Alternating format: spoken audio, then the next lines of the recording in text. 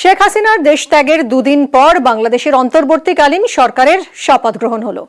মোহাম্মদ ইউনূসকে প্রধান উপদেষ্টা করে 17 জনের উপদেষ্টা মণ্ডলীর শপথ গ্রহণ হলো গত রাতে। সেনার হাত থেকে এবার বাংলাদেশ শাসনের ভার অন্তর্বর্তীকালীন সরকারের হাতে। উপদেষ্টা হিসেবে শপথ ছাত্রনেতা নাহিদের। উপদেষ্টা মণ্ডলীতে সমাজের বিভিন্ন অংশের প্রতিনিধি।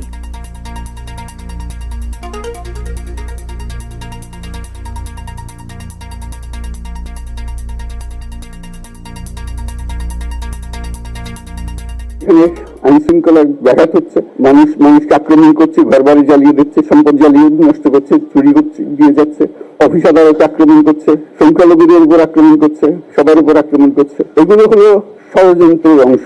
এগুলো আমাদের বিষয় না, আমাদের কাজ হলো এদেরকে রক্ষা করে।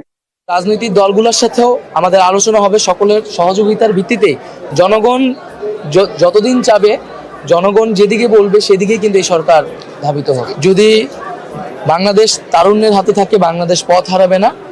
জনগণ আমাদের ছাত্র তরুণদের উপর ভরসা করে রাজপথে নেমে এসেছিল এবং আমরা তরুণরা রক্ত দিয়েছি, জনগণ নাগরিকরা রক্ত দিয়েছে।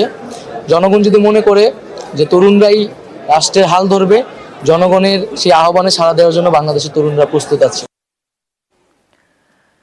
নোবেলজয়ী অর্থনীতিবিদ ডক্টর মোহাম্মদ ইউনূসের শপথের পরই এক্স হ্যান্ডেলে শুভেচ্ছা বার্তা প্রধানমন্ত্রী নরেন্দ্র মোদীর। তিনি লিখেছেন, নতুন দায়িত্বের জন্য মোহাম্মদ ইউনূসকে শুভেচ্ছা। আশা করি দ্রুত স্বাভাবিক হবে বাংলাদেশ। হিন্দু ও অন্য সংখ্যালঘুদের সুরক্ষা এবং নিরাপত্তা সুনিশ্চিত হবে।